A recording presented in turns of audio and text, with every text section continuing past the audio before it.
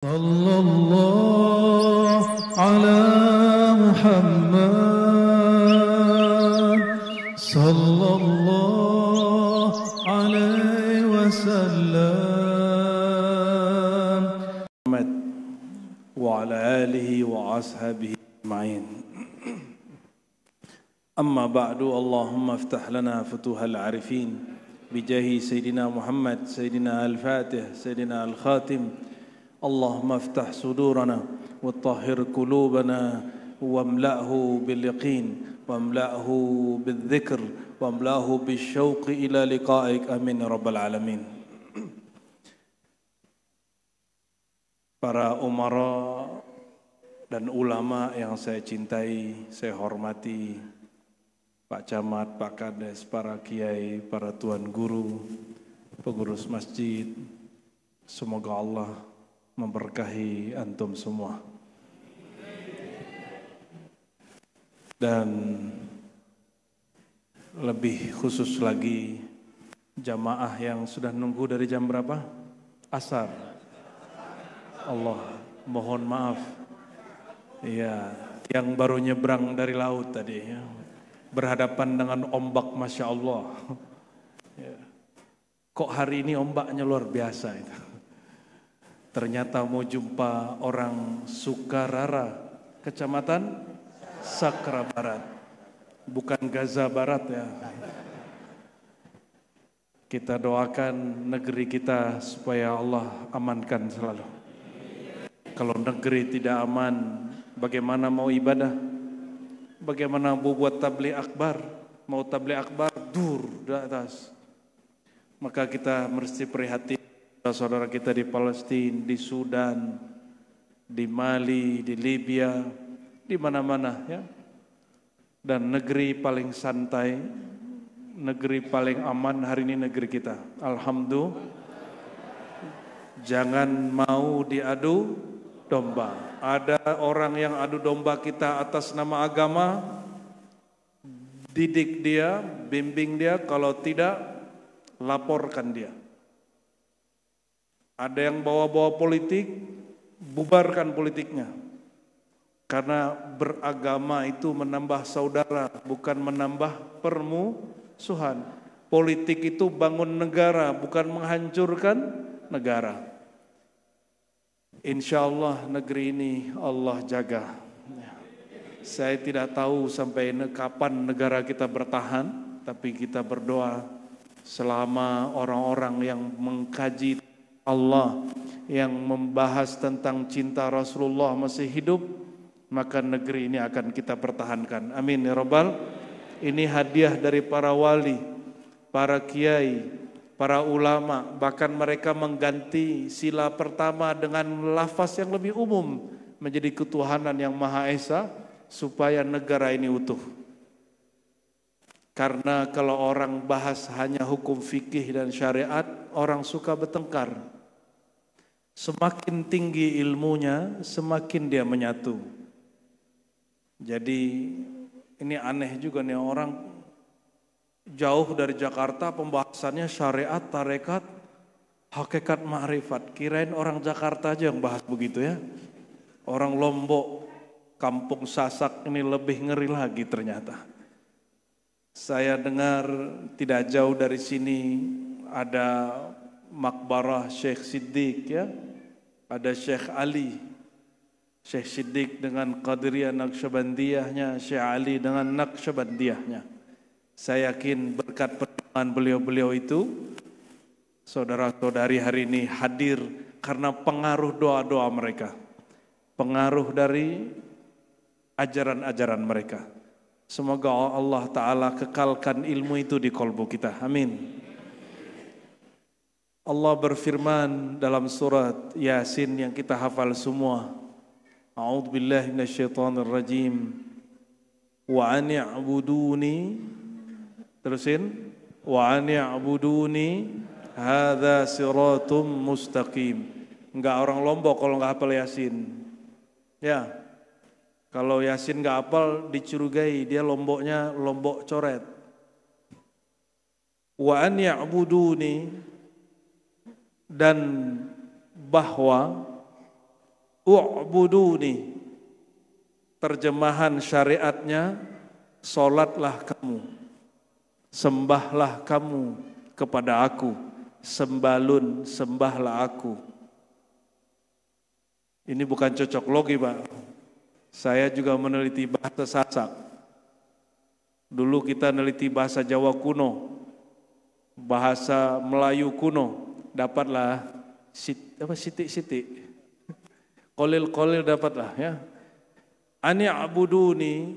Jadi ada seorang wali, dia menjelaskan itu dan dapat ilham di tempat itu, maka dia sebut nama tempatnya Sembah Ulun. Sembahlah aku, sembalun.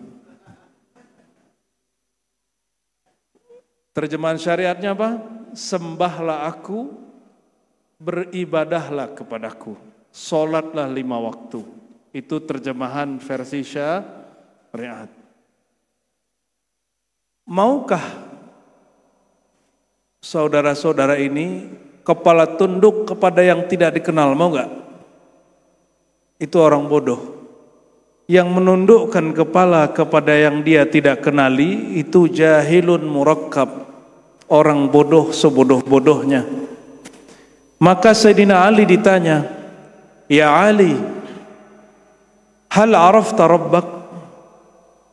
Wahai Ali, apakah engkau kenal Tuhanmu? Apa jawaban beliau? La a'budu syai'an la arifuh wa la usyahiduh.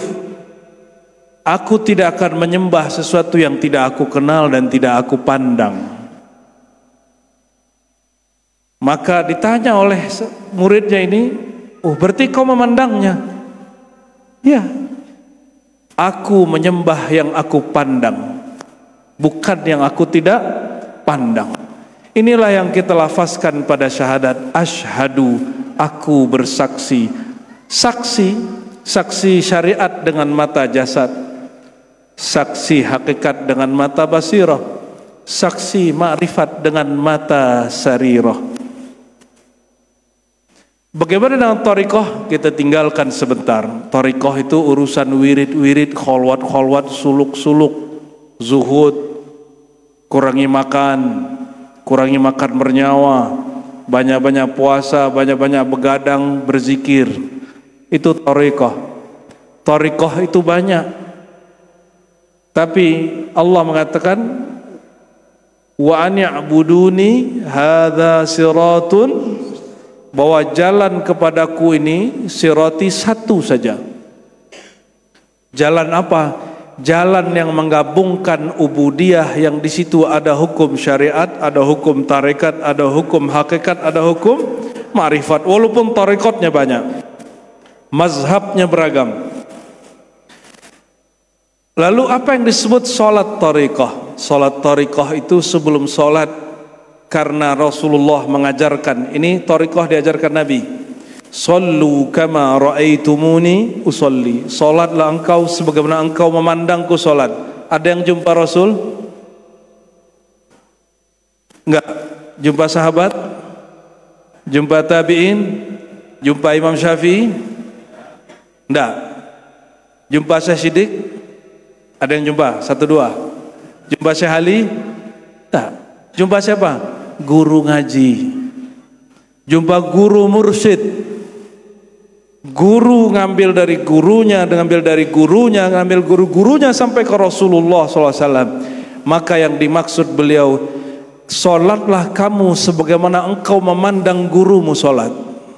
Itu solat tariqah. Disebut dengan rabitatul syekh, rabitatul mursyid, mengikatkan pandangan khayali, pandangan imajinasi kepada guru.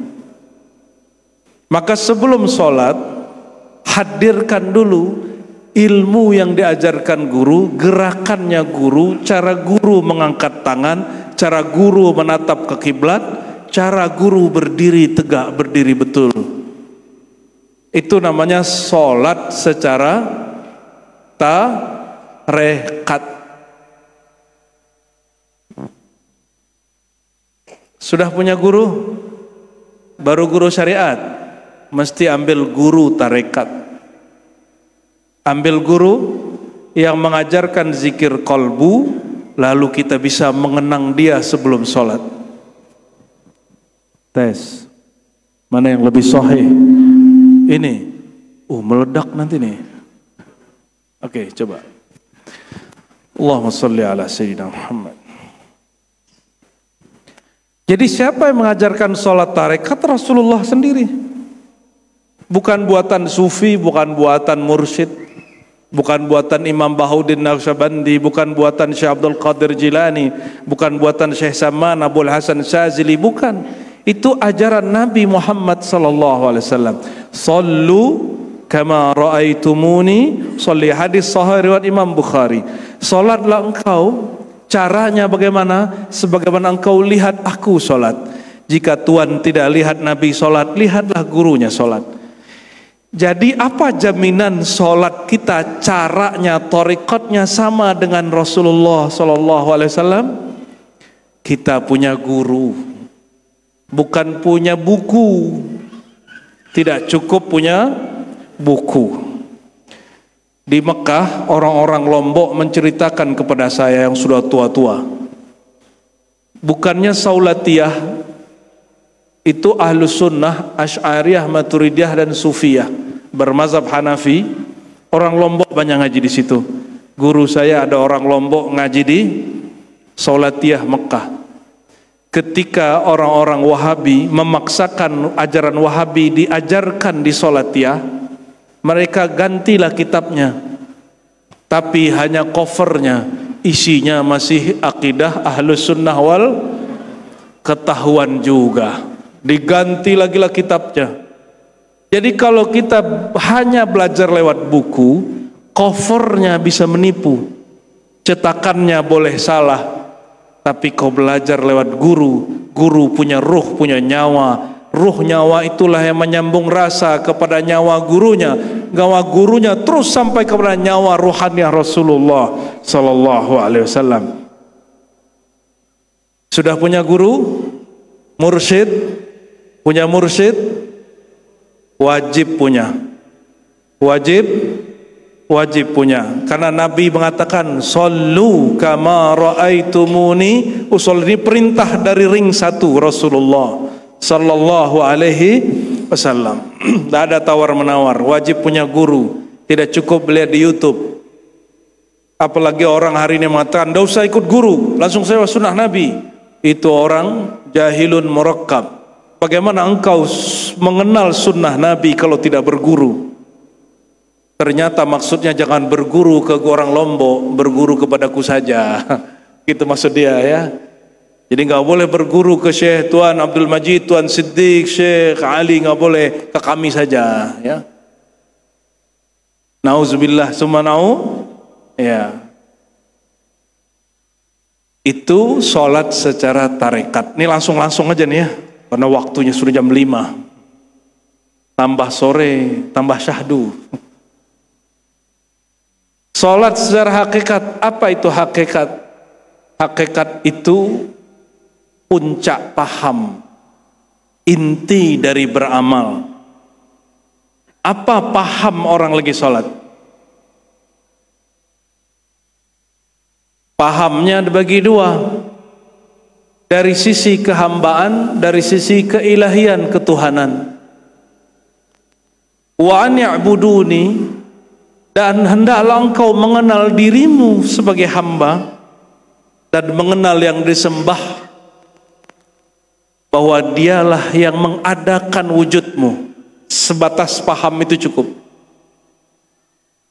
Bahwa nur kekasihnya Sayyidina Muhammad mengalir di sekujur tubuhmu, di seluruh jiwa dan kolbumu.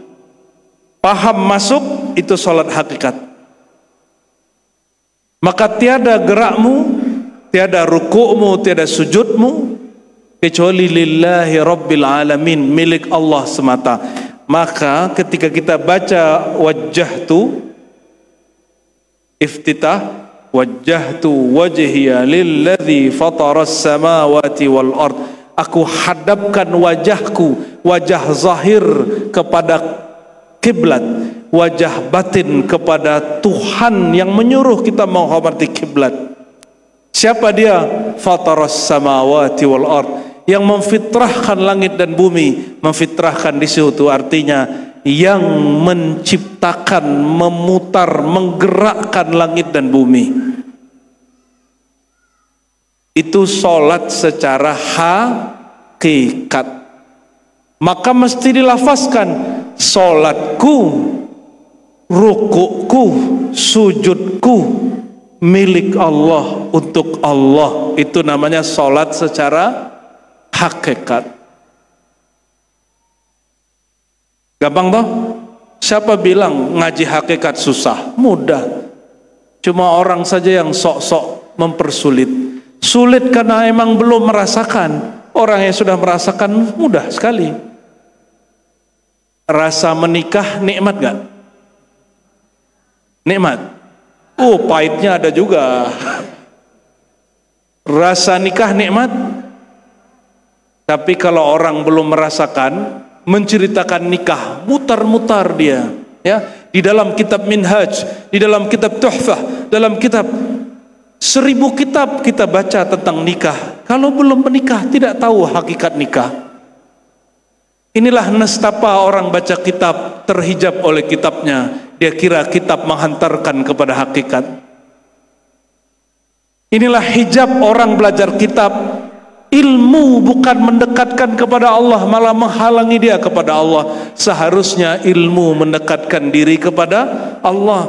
Kenapa Al-Imam Abu Bakar Al-Bannani dalam kitab Bughyatul Murid, tarikat D5, Qadiriyah, Syaziliyah, Naqsyabandiyah, dan tarikat-tarikat yang lain, apa kata dia? Di ujung kitab dia mengatakan, sebelum engkau baca kitab yang di dalam dulu, karena semua kitab yang ada di dunia berasal dari kitab yang ada di kolbu guru penulisnya. Orang kalau nulis buku, nulis skripsi, nulis tesis, disertasi, nulis risalah, itu langsung ditulis atau dipikirkan dulu di pikirannya.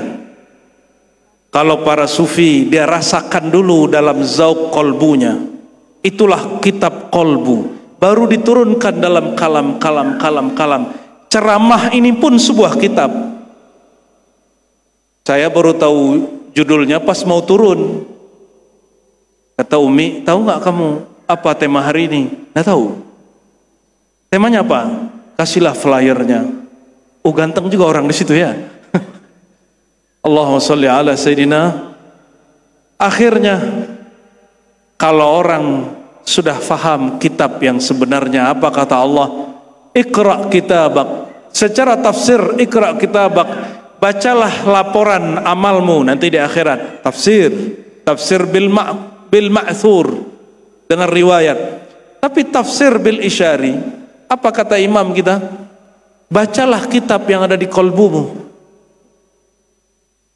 Setiap kita zikir, kita sedang menulis kitab. Setiap kita berbuat amal baik, kita sedang menulis kitab. Setiap kita berbuat buruk, kita sedang menulis kitab. Kitab mana yang Tuhan tulis? Kitab mana yang Bapak Ibu tulis? Itulah nanti yang keluar. Tidak mungkin orang menulis kitab di kolbunya, kitabnya hitam, keluarnya putih. Tidak mungkin. Dan para ahli tariqah menulis kitab asma di kolbunya, disebut nama Allah, la ilaha illallahu Allah. Makanya orang syariat tidak suka. Orang syariat bid'ahkan zikir Allah, Allahu Allah. Padahal di kitab syariat ada yang membolehkannya. Kalau ngomong syariat banyak debatnya, ya, banyak debatnya. Panjang perdebatannya. Sudah berapa sholat itu? Sholat syariat sudah. Syariat ikut ajaran Nabi Muhammad SAW yang zahir. Namanya hukum fikih. Tarekat tadi sudah. Tarekat sudah apa? Menirukan gerak Nabi. Karena kita tidak jumpa Nabi, tirukan geraknya guru. Ketika membayangkan guru akan tembus sampai membayangkan Rasulullah SAW. Disebut di dalam thariqah namanya Rabithah. Awalnya Rabithatu Syekh, Rabithah kepada Tuan Syekh. Nanti ujungnya Rabithatun Nabi SAW. Terhubung kalbu hamba kepada kalbu Nabi Muhammad SAW. Jika sudah sampai di situ, barulah dia sampai di puncak thariqah. Jika belum, nanti dia dapat ijazah hanya dari gurunya. Tapi jika kalbunya tembus sampai ke Rasulullah, Rasulullah yang ngajarkan dia zikir langsung. Sidi Ahmad bin Idris al-Idrisi, salah satu ulama ahli hadis. Apa kata dia? Awalnya aku diajarkan Syekhu Fulan bin Fulan. Lalu karena berkat menghubungkan hati kepada Tuan Syekh, aku dipertemukan dengan Nabi Allah Khadir Balia bin Mulkan yang kita sebut Nabi Khidir. Ditalkinlah beliau zikir la ilaha illallah Muhammadur Rasulullah fi kulli lamhatin wa nafasin adada ma wasi'ahu ilmullah. Ada yang mengamalkan itu di sini? Coba ikuti. La ilaha illallah Muhammadur Rasulullah fi kulli lamhatin wa nafasin adada ma wasi'ahu ilmullah. Dia ulang 3 kali sebagaimana Nabi Khidir membacanya 3 kali. Dia amalkanlah beberapa waktu karena dia tasdik, taslim, tasdik membenarkan, taslim menerima bulat-bulat. Dia dihantarkan langsung, rohaninya dijumpakan dengan rohani Rasulullah. Rasulullah jasadnya sudah wafat, tapi rohani masih hidup. Karena ruh tidak pernah mati. Yang merasakan mati nafs, jiwa, sedangkan ruh tidak pernah mati. Kata beliau Sidi Ahmad bin Idris al-Idrisi, fara'aitun nabiyya sallallahu alaihi wasallam wa ma'ahul Khadir alaihi salam. Lalu aku diperjumpakan dengan rohani Rasulullah SAW dan bersamanya Nabi Khidir. Falaqanani misla malaqananil Khadir alaihi salam. Lalu beliau baginda mentalkinkan, membimbing aku la ilaha illallah Muhammadur Rasulullah fi kulli lamhatin wa nafasin adada ma wasi'ahu ilmullah. La ilaha illallah Muhammadur Rasulullah fi kulli lamha. Setiap detik, setiap kejap waktu, setiap gerak waktu, wa nafasin, setiap nafas, sebanyak ilmu Allah. Kalau kita baca itu setara dengan baca tahlil sealam semesta secara hakikat. Secara apa? Hakikat itu paham. Jadi talqin yang diajarkan Nabi Muhammad secara rohani, Nabi Khidir rohani kepada Sidi Ahmad bin Idris al-Idrisi, namanya talqin tauhid la ilaha illallah hakikat, karena isinya faham. Namun ketika diajarkan ke murid, murid beliau masih oke, murid berikutnya masih oke, generasi keempat, kelima, keenam turun derajat dari hakikat kepada tarekat. Akhirnya murid hanya sibuk mengulang-ulang dengan lisannya, fahamnya hilang. Padahal pahamnya, aku zikir la ilaha illallah Muhammadur Rasulullah sepanjang waktu, sebanyak ilmu Allah, setiap nafas naik dan turun. Itulah paham yang dipakai. Walaupun pikiran kita lalai, dada ini dipenuhi oleh masalah, kalbu kita banyak dosa dan noda. Kalau paham ini dibawa, sebelum mati Allah akan zahirkan paham. Orang mati, orang sakaratul maut, yang Allah keluarkan sebelum dia sakarat adalah hakikat yang dia pegang. Makanya ilmu hakikat di negeri Banjar disebut dengan ilmu kesempurnaan atau ilmu menjelang mati, ilmu cara mati. Saya tidak tahu orang Lombok sebut apa. Sama lah ya. Kalau kami sebut ilmu mengenal diri, sama ilmu ketuhanan, begitu kata Syekh Arsyad Al-Banjari. Jadi sebelum kita meninggal, syariat sudah nggak bisa lagi dipakai, orang sudah sekarat. Tarekat zikir-zikir sudah nggak jalan. Apa yang keluar? Paham. Maka ada yang salah paham, tidak usah syariat, Tidak usah hakikat, tidak usah tarekat. Paham saja, karena nanti sebelum mati yang penting. Itu namanya salah faham. Namanya apa? Salah faham. Saya mau tanya, manakah yang lebih paham? Orang yang hari ini merasa berpaham itu lalu meninggalkan syariat, atau Rasulullah yang turun hakikat ma'rifat dari beliau? Mana yang lebih paham? Rasulullah sudah jumpa pemilik alam semesta, bahkan tidak pernah lepas pandang batinnya kepada Allah. Jika di Quran disebutkan untuk asbabul wurudnya, ketika orang tidak tahu arah kiblat, fa aina ma tuwallu fasamma wajhullah, kemanapun kau menatap di situ wajah Allah. Pandangan hakikatnya ada di kalbu Nabi. Apa kata Nabi? Ya, kemanapun dia memandang, apa yang di dalam Nabi, bukan kata Nabi, apapun yang beliau pandang, beliau menatap wajah Allah. Tidak mesti sholatnya tidak tahu arah kiblat, tapi wajah Allah itu tidak dapat ditatap kecuali melalui wajah Rasulullah SAW. Maka yang mengajarkan hakikat tidak melalui syariat Nabi Muhammad SAW, hakikatnya tertolak, matinya mati zindik. Ini saksi, saya saksi, saya belajar hakikat bertahun-tahun. Ya, kawan saya tidak mau sholat, Pak, tidak mau bersyariat. Apa kata dia? Untuk apa kau sholat? Tuhan sudah dalam dirimu. Yang satu lagi tidak, dia cuma diam. Dia tidak sholat tapi dia diam. Dia sudah mabuk melihat, memandang dirinya kecil tiada di hadapan Allah. Yang satu, yang pertama ini mengingkari syariat, yang satu mabuk. Yang kedua ini meninggalnya husnul khatimah, karena dia tidak mengingkari syariat. Dia hanya sedang mabuk bertuhan, tapi tidak sempat sholat, lagi mabuk. Orang mabuk, syariat diangkat dari dia. Rufi'al qalam anis salas, ya, hukum terangkat dari 3 golongan.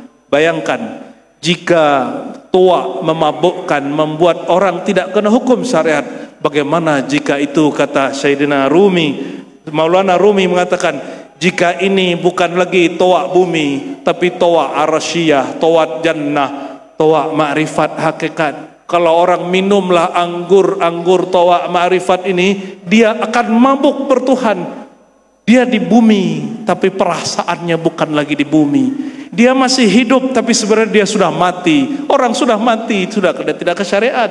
Kalau jumpa wali begitu, jangan ingkar dengan dia. Dia sedang saker, dia sedang mabuk. Tapi kalau ada yang mengalamkan, untuk apa kau sholat? Dia sedang mengingkari syariat. Maka guru kami ahli tauhid yang mengatakan apa? Perbedaan wali syaitan dengan wali Allah. Wali syaitan, wali Allah. Wali Allah yang saker, yang mabuk. Wali syaitan penampilannya sama, sama-sama tidak terlihat bersyariat. Perbedaannya satu saja, wali syaitan meremehkan syariat. Maka kami himbau siapapun yang belajar hakikat, jangan terjebak kepada hakikat syaitania, karena syaitan lebih dulu berhakikat daripada Nabi Adam. Syaitan lebih dulu berhakikat daripada Nabi Adam dicipta, syaitan sudah zikir ribuan tahun, sudah berhakikat. Maka dengan alasan hakikat itu dia tidak sujud kepada Adam. Ditanya oleh Allah, kenapa engkau tidak mau sujud wahai Adam? Dia bicara hakikat asal muasal diri. Dia bicara ma'rifat diri. Apa kata syaitan, iblis? Khalaqtani min nar, anasirku dari api, anasir dia dari tanah. Dia bicara anasir, Pak. Ilmu 4 unsur yang dibagi-bagi, yang sudah dibagi oleh ulama-ulama ahli hakikat di negeri kita. Jangan dikira orang bahas anasir sudah kenal Allah, belum tentu. Siapa tahu syariat hakikat dia hakikat syaitania. Kalau di riwayat kitab ulama ahli hakikah, iblis menjawab dengan jawaban yang lain. Apa kata iblis? Ya Rabb, bukankah sujud hanya kepada engkau, kepada Adam? Dia menyalahkan semua malaikat dan menyalahkan perintah Allah. Jadi inilah ciri-ciri hakikat syaitan. ada perintah syariat, usjudu li Adam, ini syariat. Sujudlah kepada Adam. Paham hakikat dia, meremehkan itu. Tanda dia belum paham siapa yang menyuruh. Yang nyuruh Allah. Dia berpaham terhadap Allah. Apa kata dia? Aku ini bagian dari Allah, Allah bagian dari aku. Kan itu paham orang hakikat. Dalam diriku ada Allah, bahkan tiada wujud aku kecuali wujud Allah. Itu paham orang hakikat. Betul paham itu kalau kita betul-betul mengerti rasanya. Kira-kira lebih tinggi faham hakikatnya iblis atau Adam? Mana yang lebih tinggi? Hah? Lebih dahulu iblis. Lebih tinggi? Coba perhatikan, wa'allama Adamal asma'a kullaha. Allah ajarkan ma'rifat kepada Adam di atas hakikat namanya Allah ajarkan ma'rifat nama. Maka orang malaikat yang berhakikat, iblis yang berhakikat, dia kalah martabat 1 derajat. Tapi 1 derajat 70.000 makom. Maka kata Allah, usjudu li Adama, sujudlah kepada Adam. Kenapa? Nur nama yang ada di wajahnya, dikatakan oleh Sayyidi Imam Barzanji dalam Maulid, itulah Nur Muhammad sallallahu alaihi wasallam. Nur ilmu bersirat, memancar, menyeri di wajah. Oleh karena itu nur itu berpindah ke keturunannya, muridnya terus. Nur kalau masuk ke dalam kolbu, wajah bercahaya, itulah cahaya Nur Muhammad SAW. Jadi yang kita maksud nur situ adalah intinya ilmu, bukan cahaya lampu ini. Jangan salah faham. Ya, cahaya ini orang PLN punya Nur Muhammad itu. Allahumma sholli ala sayyidina Muhammad. Ya, sama-samalah kita. Ya, kalau ada kurang-kurang di saya, doakan saya semoga Allah lengkapkan. Kalau ada kurang-kurang di Tuhan, kita ingatkan juga. Ya, karena banyak sekali di seluruh negeri kita ini. Saya jumpa orang Yaman. Apa kata dia? Kalau kalian belajar adab sini ke Hadramaut. Tapi kalau belajar hakikat kami saja yang ke sana. Mereka mengakui negeri kita memang pakar kajian hakikat dan makrifat. Alhamdulillah. Bahkan itu salah satu guru kita di Mekah mengatakan, sekarang wali Allah banyak di negeri kalian. Semoga ini bagian dari guru-guru kita juga. Amin ya rabbal alamin. Kalau orang-orang kayak kita ini gak pantas jadi wali, Pak. Ya, tapi semoga Allah pantaskan. Kalau kita ini tidak pantas, setelah mengenal hakikat diri, min sulalatin min ma'in mahin, dari tanah, dari air yang hina, dari air mani yang hina, keluarnya dari tempat barang yang hina, masuk ke tempat yang hina. Masalah Tuhan ini jadi wali? Hah? Muka-muka begini jadi wali? Gak pantas kita ini jadi wali. Ya, wali murid lah ya. Wali nikah. Allahumma sholli ala. Tapi kalau Allah berkehendak, idza arada syai'an ayyakula lahu, semoga inilah yang disebut pintu jadi wali. Mesti mengenal iradah Allah. Maka man arafa iradatahu fahuwa waliyun min awliyaillah. Siapa yang mengenal hakikat iradah, kehendaknya Allah, maunya Allah, dia sudah menjadi kekasih Allah. Semoga kita dipantaskan. Amin. Pilihan di akhir zaman ini 2 saja, jadi wali setan atau jadi wali Allah. Wajib Pak, milih. Wajib milih. Wali setan, ikut setan. Wali Allah, ikut Rasulullah SAW. Bukan ikut Allah, kita nggak sanggup ikut Allah. Yang sanggup ikut Rasul. Allah laisa kamitsli syai', tidak rupa, tidak berwarna, tidak bertempat. Dia yang tahu hakikat dirinya. Tapi dia bertajalli, bermazhar, bermanifestasi, mengejawantah pada nur wajah Sayyidina Muhammad SAW. Maka kita diizinkan untuk mengenal Allah melalui beliau. Apapun yang keluar dari kalamnya itu kalam ma'rifat. Apapun geraknya gerak tarikat. Apapun pahamnya itulah hakikat.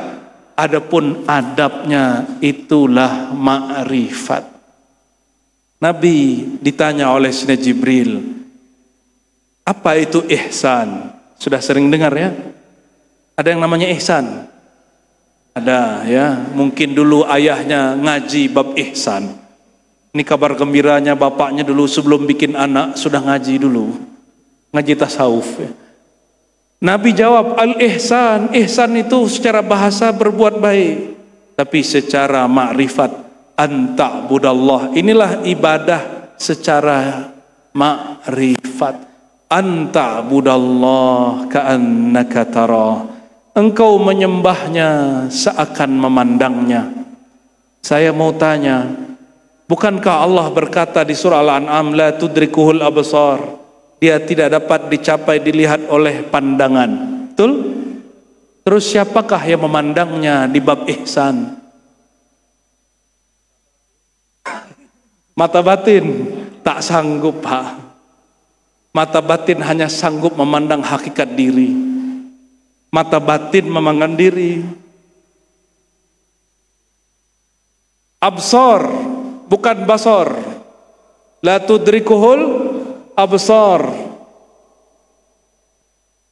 Jangankan basar, jangankan basirah, basar pun, basir semuanya tidak bisa. Basar basirah tidak mampu. Karena absar, basirah, basar sama. Basair dia juga. Basirah hanya mampu memandang nama. Makanya basirah letaknya pada kalbu. Kalau basar mampu memandang af'al, perbuatan Allah. Lihat saya, nah, ini hasil perbuatan Allah ini ya. Ya. Fi ahsani takwim, Allah menciptakan kita itu perbuatannya dalam bentuk yang takwim, yang sempurna, yang stabil, yang proporsional. Alam ini perbuatan Allah, bukan wujud Allah seperti yang diajarkan ahli hakikat. Ahli hakikat wujudiyah zindiqiyah. Perhatikan, ini yang mengajarkan bahwa alam ini wujud Allah itu bukan tauhid ahlus sunnah wal jamaah. Itu bukan ajaran hakikat ahlus sunnah wal jamaah. Alam ini wujud tambahkan af'al Allah. Bisa bedakan? Alam itu, coba ulangi, alam wujud af'al, bukan wujud Allah. Kalau alam ini wujud Allah, tembok itu Allah lah. Kalian buang air kecil itu Allah kah? Buang air besar Allah kah? Su'ul adab. Makanya cara menguji hakikat itu bawakan ke bab hakikat. Adabnya mana? Pantaskah kalimat itu dilafazkan? Ya, pantaskah kalimat itu dilafazkan? Itu sebabnya sebelum belajar tasawuf wajib belajar sifat 20 dengan benar. Ya. Akidah Ahlus Sunnah yang diajarkan Imam Asy'ari dan Maturidi, yang diringkas oleh Imam Sanusi dalam kitab Aqidah As-Sanusiyah, yang kemudian diringkas jadi Aqidatul Awam. Ya, diajarkan di pesantren, di tempat mengaji lewat hafalan Allah wujud qidam baqa. Cuma kita hanya ngerti hafalannya, tidak mengerti fahamnya. Itulah rentan masuk paham-paham syaitan yang dulu berperang dengan Nabi Adam. Maka sejak Nabi Adam, iblis syaitan menyatakan perang kepada Bani Adam. Musuh kita bukan jin, musuh kita bukan kuntilanak, musuh kita bukan apalagi jin. Orang sini apa namanya? Apa Pak Camat? Oh, jin itu orang bahasa Arab Pak. Lea, bukan musuh kita. Tuyul bukan musuh kita. Khodam bukan musuh kita syaitan. Syaitan itu minal jinnati wan nas, masuk ke batang tubuh manusia, masuk ke batang tubuhnya jin. Makanya kadang syaitan bertubuh manusia ini lebih bahaya daripada syaitan bertubuh jin. Kalau bertubuh jin, perutnya bolong, namanya kuntilanak. Sundel bolong, ya nggak bisa jalan, namanya suster ngesot. Nggak punya celana, namanya kolor ijo. Itu nggak level Pak. Kita urusan kita yang begitu-gituan. Urusan kita ngelawan syaitan yang dia menyesatkan di bab hakikat. Perhatikan, sampai hakikat syaitan punya hak masuk. Karena hakikat belum sampai pada sir, hakikat baru sampai di ujung kolbu bernama fuad. Inna sam'a wal basara wal fuada. Fuad, sesungguhnya sama, basar, fuad, semua dimintakan Allah pertanggungjawaban. Kembali ke pertanyaan tadi, Allah la tudrikuhul absar, Allah tidak dapat dipandang, tidak dapat dicapai dengan pandangan siapapun, basirah siapapun tidak sanggup memandangnya. Terus apa maksud hadis Nabi? Anta'budallah ka'annaka tarah. Inilah kata imam dahulu, ka'annaka, ini bab adab. Ka'annaka berarti ka'annaka, seakan-akan. Pada diri Nabi, Nabi benar-benar memandang. Tapi bukan pandangan jasad Muhammad bin Abdullah. Bukan juga basirah Nur Muhammad, itu makhluk. Nur Muhammad makhluk, tidak mungkin Khalik dipandang oleh makhluk. Yang mampu memandang Khalik hanya Khalik itu sendiri. Yang mampu memandang Allah hanya Allah itu sendiri. Maka Allah berilah jembatan wasilah. Al-wasilah itu bernama hembusan ruhnya Ahmad. Fanafakhtu fihi min ruhi. Lalu aku setelah ciptakan tubuh manusia, aku tiupkan, hembuskan pada dirinya rohku, bukan zatku. Perhatikan, bukan wujudku. Yang Allah hembuskan apa? Ruhku. Ruh Allah namanya Ahmad. Apa nama ruhullah? Nah, coba hafalkan. Ini kaidah ma'rifat. Ahad zatullah. Ikuti. Ahmad ruhullah, Muhammad nurullah, Al-Mahdi khalifatullah. Ahad nama dari zat Allah, Ahmad nama dari hembusan ruhul, bukan nama zat, bukan nama zat. Ada Ahmad Muhammad bin Abdullah, ada Ahmad ruhullah. Apa perbedaannya? Sebenarnya dia juga, tapi berbeda dimensi. Kalau Ahmad ini hembusan Allah langsung, karena hembusannya Allah sebut yas'alunaka 'anir ruh. Mereka bertanya kepada engkau tentang ruh yang aku hembuskan itu. Ini orang Yahudi nanya. Tapi Yahudi ini sebelum nanya sudah bikin kesimpulan. Kata mereka satu kelompok, ahli kitab, kalau benar Muhammad ini Rasulullah sama dengan Nabi Musa, pasti dia menjawab seperti Nabi Musa jawab. Apa jawaban Nabi Musa? Ruh itu rahasia Allah. Ayo kita tes. Datanglah mereka ke Madinah, mereka tanya kepada baginda, ya Rasulullah, ya Muhammad, ya, apa hakikat ruh? Apa jawaban Nabi Muhammad? Tunggu, turunlah ayat. Yas'alunaka 'anir ruh. Mereka bertanya kepada engkau tentang hakikat ar-ruh. Kulir ruh, katakanlah hai Muhammad, ar-ruh min amri Rabbi, itu rahasia Tuhanku. Kalau rahasia dibuka nggak? Kalau rahasia dibuka nggak?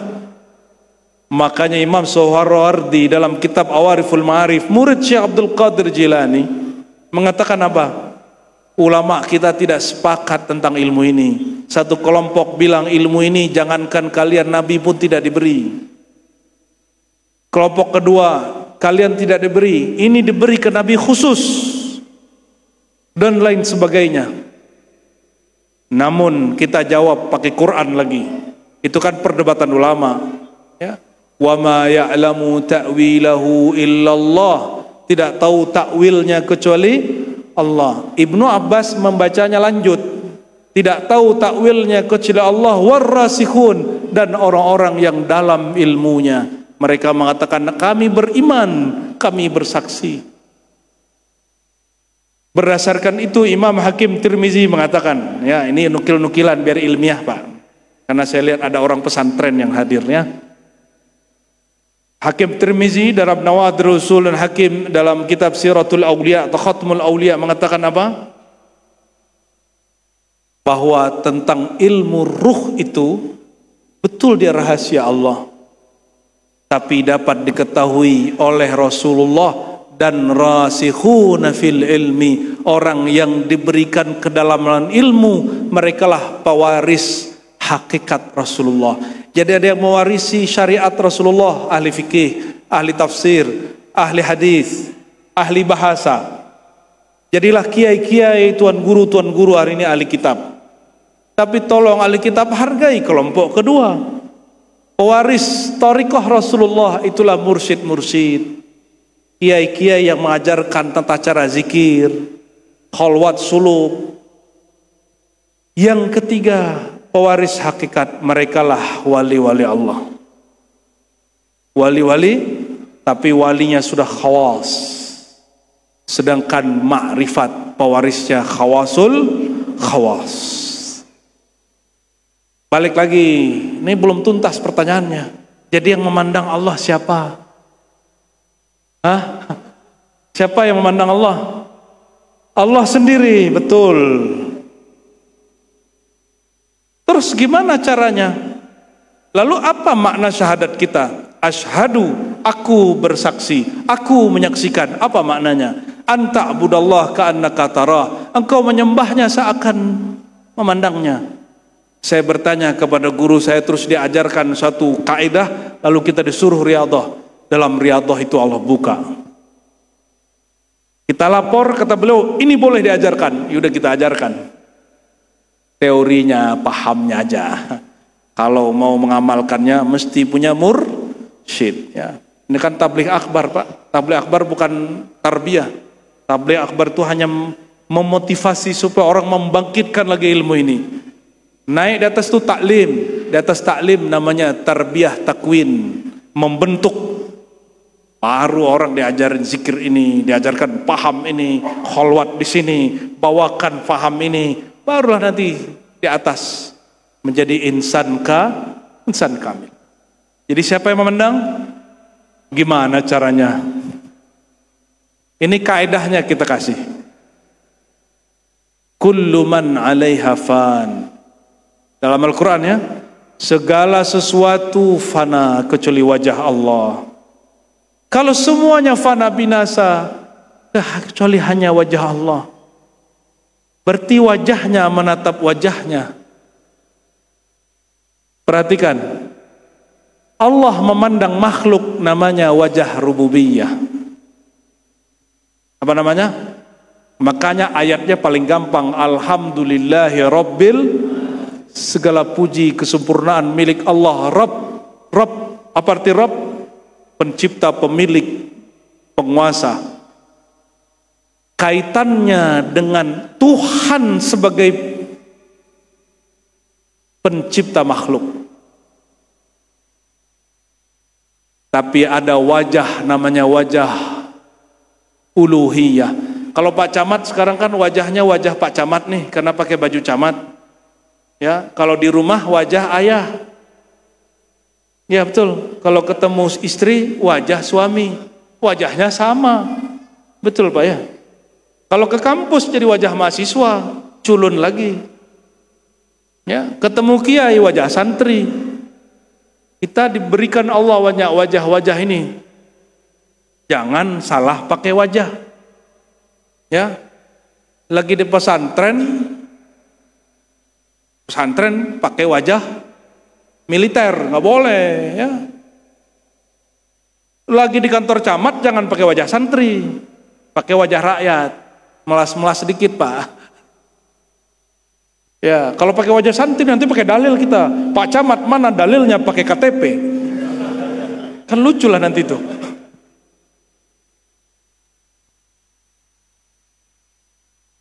Wajah yang menatap dirinya sendiri, itu yang disebut wajah uluhiyah. Apa namanya? Wajahnya itu juga.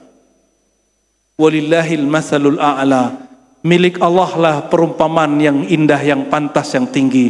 Maka kalau buat permisalan dalam ilmu hakikat, jangan buat permisalan yang tidak pantas. Inilah perdebatan orang Aceh dulu, dua imam besar, satu Syekh Hamzah Fansuri, satu Syekh Nuruddin Raniri, dua imam hebat, imam sufi. Tapi Hamzah Fansuri meninggal duluan, Nuruddin Raniri nulis kitab, dia bantah ilmunya Hamzah Fansuri. Apa kata Syekh Hamzah Fansuri? Dalam syair-syair dia, syair perahu, syair ini, syair itu banyak sekali.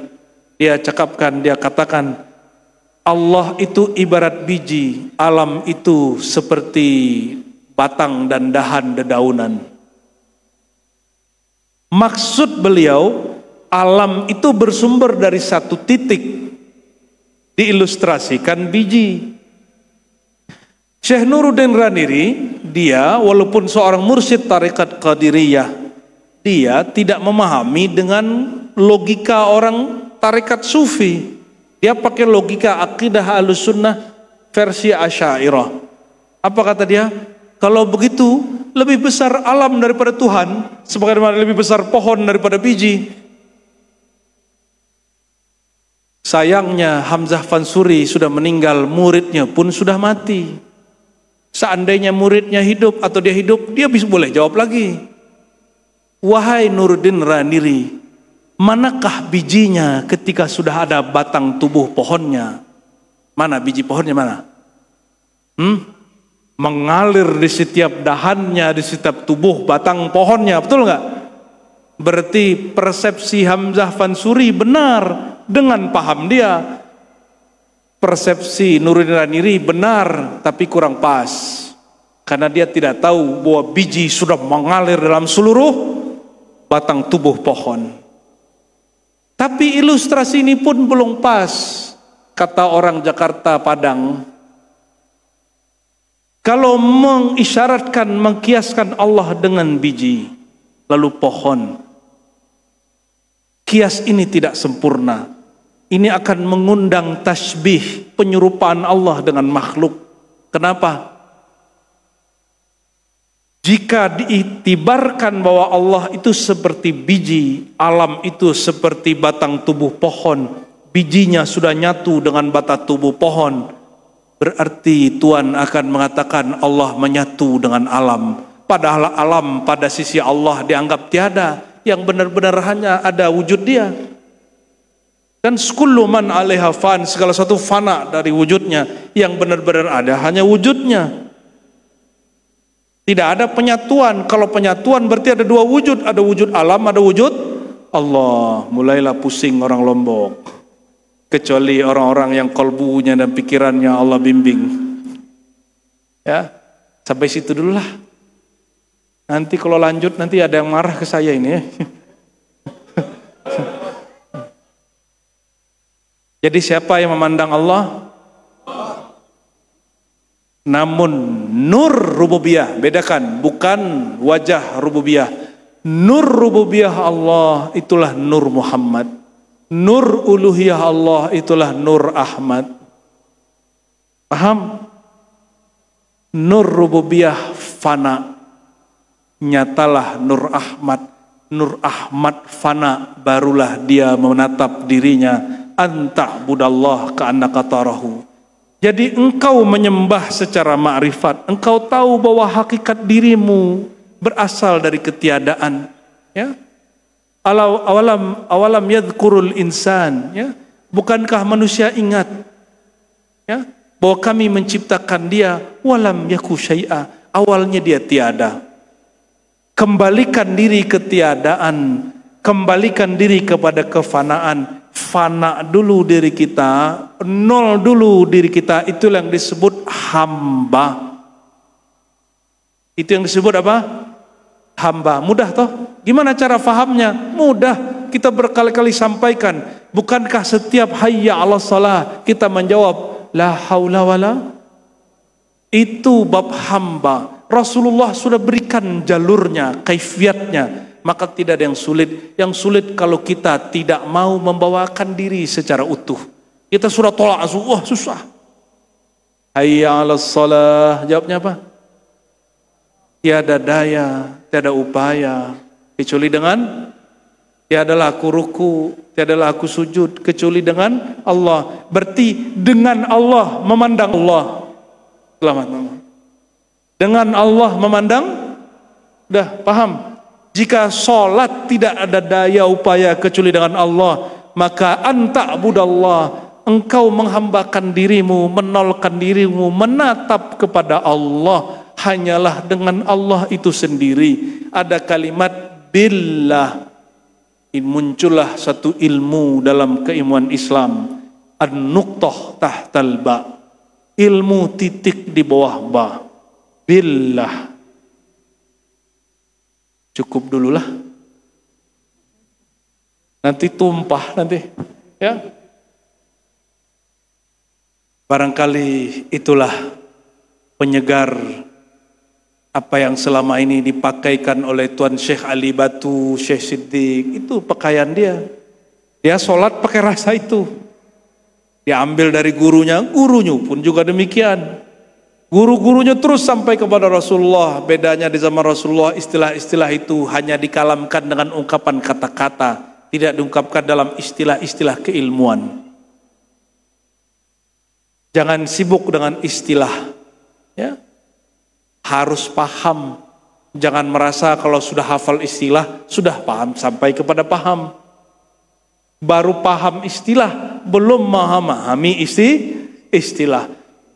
Apa bedanya nanti dengan orang yang baca kitab, terhijab dengan ilmu kitabnya? Orang yang menghafalkan ilmu hakikat sama dengan orang yang terhijab dengan ilmu hakikatnya. Sedangkan ilmu, kata Imam Ghazali, sifat Allah. Wa ya'bal ilmu illa ayakuna lillah. Semestinya ilmu itu menuntunmu menambah dekat kepada Allah, bukan malah terhijab kepadanya. Wallahu alam bis-shawab. Saya kembalikan kepada pembawa acara. Doa kita. Baik. Astaghfirullahalazim. Innallaha malaikatahu yusalluna 'alan nabiy. يا أيها الذين آمنوا صلوا عليه وسلموا تسليما لبيك اللهم صل وسلم وبارك عليه. Kita salat Jibril sama-sama yang kuat. Hadirkan bahwa Rasulullah menjawabnya. Ya Nabi salam alaika. Ayo. Ya Rasul salam alaika.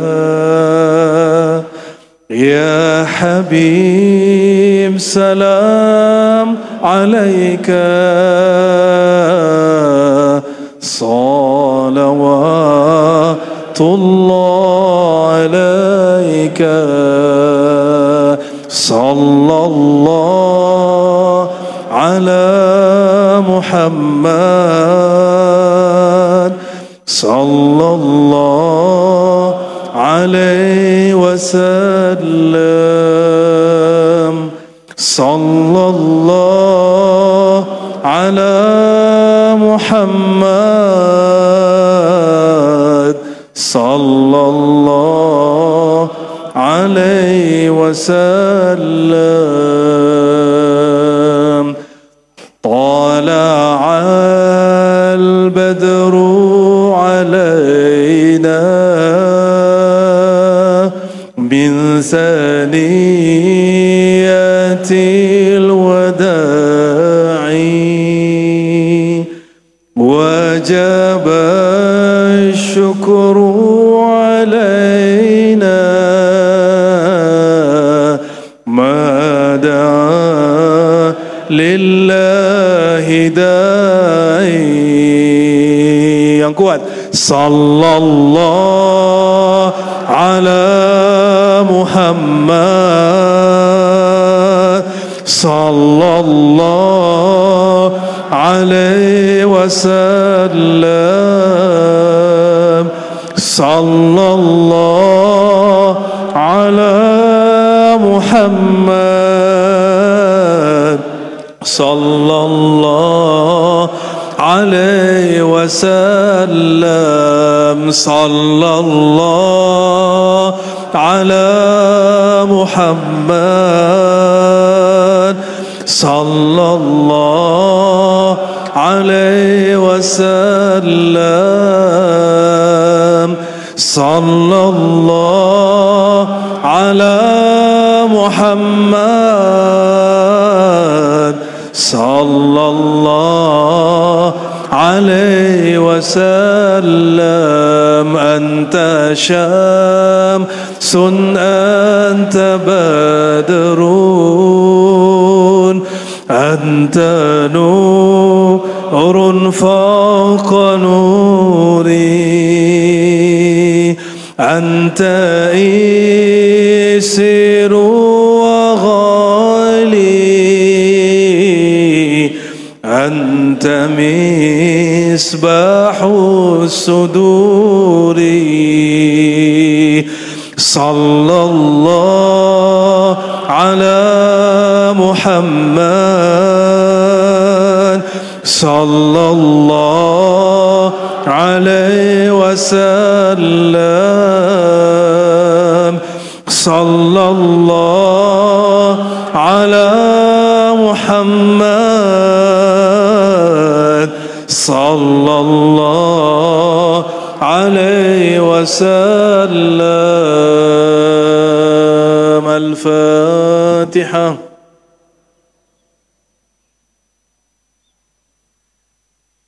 صراط الذين أنعمت عليهم غير المغضوب عليهم ولا الضالين آمين. اللهم الرحمن الرحيم كريم يا عظيم يا عظيم يا عظيم صل وسلم على من كان خلقه عظيم سيدنا ومولانا محمد وعلى آله وأصحابه الحمادين وورثته أمته المهديين. اللهم أوصل مثل ما قرأنا من الصلوات والفاتحة إلى روح سيدنا أحمد سيدنا محمد سيدنا المصطفى المتوكل الفاتح الخاتم إلى جميع الأنبياء والمرسلين وجميع الصحابة والتابعين سيدنا أبي بكر وعمر وعثمان وعلي وساداتنا أهل الطرق الصوفية خصوصا سيدنا الحسن البصري والحسن والحسين وسيدنا علي زين العابدين سيدنا محمد الباقر سيدنا جعفر الصادق سيدنا سلمان الفارسي سيدنا قاسم سيدنا يا الله أبي يزيد البسطامي سيدنا أبي الحسن الخرقاني سيدنا عبد الخالق الغجدواني وأخيه سيدنا عبد القادر جيلاني وسيدنا إلى الإمام بهاء الدين شاه نقشبند وسيدنا الإمام أبي الحسن الشاذلي وجميع أهل الطرق الصوفية وجميع أمة سيدنا محمد صلى الله عليه وسلم. اللهم يا الله sampaikan juga ya Allah salam kami, rindu kami, cinta kami kepada Nabi Muhammad sallallahu alaihi wasallam. Ya Rasulullah, terimalah salam dari kalbu kami yang kotor ini kepada kalbu Engkau yang bercahaya. Ruh kami yang terhijab ini kepada ruh Engkau yang sangat dekat kepada Allah.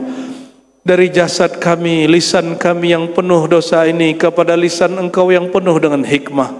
Ya Rasulullah, taqabbal minna tahiyyatina wa salamana. Ya Rasulullah, mohon terimalah salam hormat kami, salam rindu kami. Ya Sayyidina ya Rasulullah, isfa' lana. Ya Rasulullah, isfa' lana. Ya Rasulullah, isfa' lana. Ya Rasulullah, isfa' lana. Wahai baginda Rasulullah, berilah syafaat kami. Berilah syafaat kami di dunia dengan mengenal Engkau, mengenal Tuhan Engkau. Dan izinkanlah kami mendapat syafaat Engkau di padang mahsyar dengan berjumpa dengan Engkau, mendapatkan pertolongan darimu ya Rasulullah. Diizinkan menatap Allah subhanahu wa ta'ala. Allahumma ya muqallibal qulub, ya muqallibal qulub, ya man qulubana biyadihi rahmaniyah. Wahai Allah yang maha rahman, kalbu kami adalah rahman rahimmu, dalam genggam kasih sayangmu. Ya Allah, jika Engkau melihat hati kami keras, ya Allah, berkat Sayyidina Muhammad mohon lembutkan sore ini juga ya Allah, detik ini juga ya Allah. Jika hati kami gelap, mohon saat ini juga ya Allah terangi ya Allah. Nawwir qulubana ya Allah. Jika Engkau melihat hati kami tidak baik, mohon diperbaiki ya Allah. Perbaiki kami, keluarga kami, anak keturunan kami ya Allah. Perbaiki negeri kami ya Allah. Perbaiki ulama-ulama dan umara-umara kami ya Allah.